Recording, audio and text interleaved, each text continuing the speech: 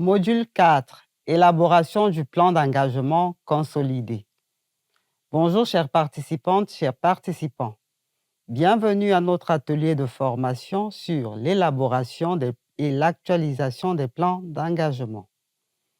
Après avoir étudié le plan d'engagement sectoriel dans le module 3, nous allons dans ce module nous intéresser à l'élaboration du plan d'engagement consolidé.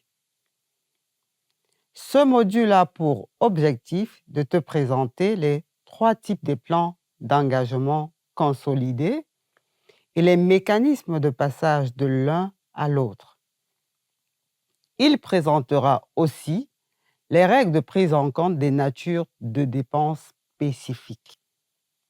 Pour y parvenir, le module sera découpé en 2 séquences. La séquence 16, qui porte sur l'élaboration du plan d'engagement consolidé initial, la 17 sur l'élaboration du plan d'engagement consolidé définitif.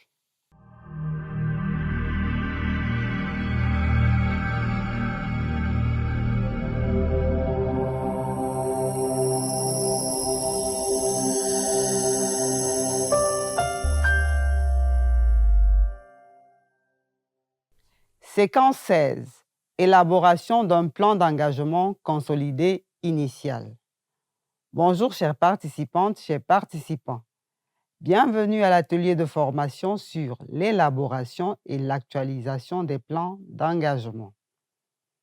Dans cette séquence 16, nous allons nous intéresser à la démarche d'élaboration du plan d'engagement consolidé initial. Nous avons vu au module 1 que le plan d'engagement consolidé ou PEC est un outil de programmation et de suivi de l'exécution de l'ensemble des dépenses de l'État. Il sert d'interface entre le budget et le trésor dans le processus d'élaboration du plan de trésorerie et surtout d'opérationnalisation de la régulation budgétaire. Suivant le moment de son élaboration, il peut être qualifié d'intermédiaire, d'initial ou de définitif. Dans cette séquence, nous expliquerons le processus d'élaboration du PEC initial qui s'appuie sur le PEC intermédiaire. Le PEC intermédiaire est le résultat direct de l'agrégation des données issues des plans d'engagement sectoriels initiaux des administrations. Il a le même format que le PES. Ces lignes sont organisées en grandes masses, comme celle du PES. Il s'obtient en faisant simplement la somme des éléments obtenus dans chacun des PES initiaux. Le PEC intermédiaire ne permet pas un dialogue aisé entre le budget et le trésor.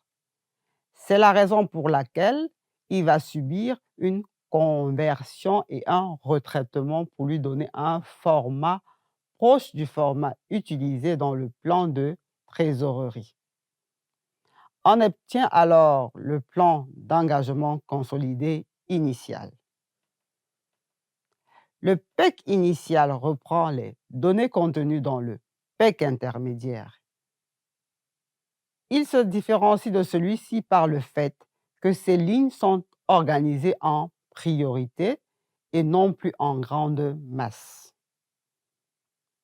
Il est important que le PEC initial soit dans un format proche de celui du plan de trésorerie pour au moins 2 raisons. Le PEC initial alimente la composante dépenses du plan de trésorerie. Le PEC initial est un outil de base du comité de trésorerie et de régulation budgétaire, au cours duquel les administrations du budget et du trésor modifient ce PEC initial pour le rendre conforme aux prévisions de disponibilité de ressources. Que dois-tu retenir de cette séquence? Que le PES, issu des administrations sectorielles, sont agrégés pour former le PEC intermédiaire. Ce PEC intermédiaire est modifié pour lui donner un format proche du plan de trésorerie. C'est le PEC initial.